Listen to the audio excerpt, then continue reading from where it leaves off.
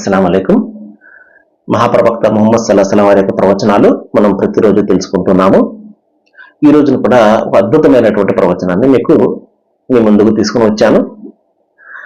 511వ ప్రవచనము రియాజుస్ సాలిహీన్ హదీసు కిరణాల మొదటి భాగం. తిరిమిజి అనే సంకలనకర్త దీన్ని సంకలనం చేశారు. ప్రవక్త వారు ఏం చెప్తున్నారు అంటే, ఒక ప్రశాంతమైనటువంటి సంతృప్తికరమైనటువంటి జీవనము ఏంటో ఇక్కడ చెప్తున్నారు.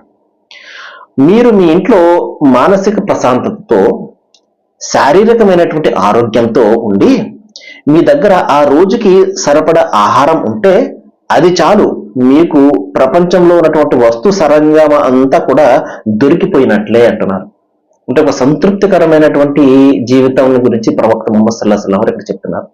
ఇలాగ చాలా తక్కువ మందిలో ఉంటుంది, చాలా సంతృప్తికరమైనటువంటి జీవితం ఉంటుంది. ఏ రోజుకి ఆ రోజు చెయ్యి కదిలితే గానీ డొక్క కదలదు అంటారు కదా, చెయ్యి కదిలితే గానీ డొక్క కదలదు అంటారు. మహాశులారా, అటువంటి జీవితాలు చాలా ప్రశాంతమైన జీవితాలు ఉంటాయి. ఏ రోజు గారు సంపాదించుకుంటారు, హ్యాపీగా తింటారు, భార్య బిడ్డలను పోషించుకుంటారు, ప్రశాంతంగా నిద్రపోతారు.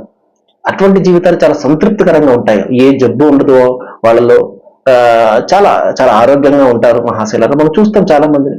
డబ్బు దర్పాలు అన్ని ఉన్న వాళ్ళకి అనేక రకాల జబ్బులు ఉంటాయి. ఈ రోజున మీరు చూడండి, ఏ హాస్పిటల్ దగ్గరికి వెళ్ళండి, ప్రతి హాస్పిటల్లోనూ జనాలు నిండిపోయి ఉంటున్నారు. ఏ టెస్టింగ్ సెంటర్లు, స్కానింగ్ సెంటర్ దగ్గరికి వెళ్ళండి, మీరు నిండిపోయి ఉంటున్నారు జనం. ఎందుకు? వారందరి దగ్గర డబ్బు లేదు. అందరి దగ్గర ఈ రోజున ఎంతో కొంత దైవం ఇచ్చినటువంటి ధనం ఉన్నదే. అక్కడ వచ్చినటువంటి వాళ్ళని చూస్తే ఎంతో కొంత స్థితిమంతే మనం చూస్తాం. నిరుపేదలు ఏ విధంగా ఏమంటారు, కూటికి లేనటువంటి వాళ్ళు ఎవరు కూడా రారు, హాస్పిటల్స్కి రారు, లేకపోతే ఈ స్కానింగ్ సెంటర్ చుట్టూ తిరగరు వాళ్ళు. ఎందుకంటే కొంతమంది తప్పనిసరి వస్తాయి, అది వేరే సంగతి అనుకోండి. మాక్సిమం రేషియో తీసుకున్నట్లయితే డబ్బు దర్పాలు ఎక్కువగా ఉన్న వాళ్ళకి జబ్బులన్నీ కూడా ఉంటాయి కదా. మహాప్రవక్తలు ఏం చెప్తున్నారంటే, మీకు మానసిక ప్రశాంతత మొత్తం జబ్బులన్నిటికీ కూడా మరి విరుగుడు. మానసిక ప్రశాంతత ఉంది, శారీరక ఆరోగ్యం ఉంది. ఎందుకంటే కష్టపడతారు కదా వాళ్ళు, కాయ కష్టం చేస్తారు, అందుకని ఏ జబ్బులు ఉండవు. బీపీ, షుగర్ అంటే ఏమి కూడా వాళ్ళ దగ్గరికి రావు. మీ దగ్గర ఆ రోజుకు సరిపడ ధనం ఉంటే ప్రపంచ సంపద మీ దగ్గర ఉన్నట్లే అన్నారు మహాప్రవక్త. సంతృప్తికి మించినటువంటి సంపద ఏముందండి ఈ ప్రపంచంలో.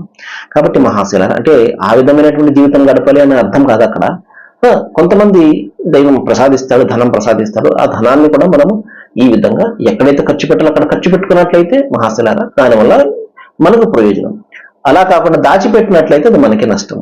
దైవం మీకు నాకు మనందరికీ కూడా సన్మార్గం చూపుగా వాకిరుద్దామని అల్హమ్దులిల్లాహ్.